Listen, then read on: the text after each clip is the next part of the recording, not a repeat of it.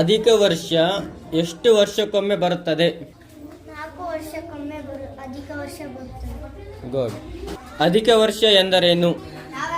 ಯಾವ ವರ್ಷದಲ್ಲಿ ಫೆಬ್ರವರಿ ತಿಂಗಳಿನಲ್ಲಿ 29 ದಿನಗಳಿರುತ್ತವೆಯೋ ಆ ವರ್ಷವನ್ನು ಅಧಿಕ ವರ್ಷ ಎನ್ನುತ್ತೇವೆ.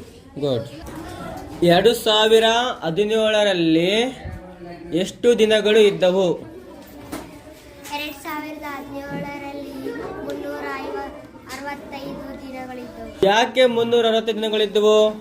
ಫೆಬ್ರವರಿ ತಿಂಗಳಿನಲ್ಲಿ 28 ದಿನ. ಆ ವರ್ಷದ ಫೆಬ್ರವರಿ ತಿಂಗಳಿನಲ್ಲಿ 28 ದಿನಗಳಿದ್ದವು.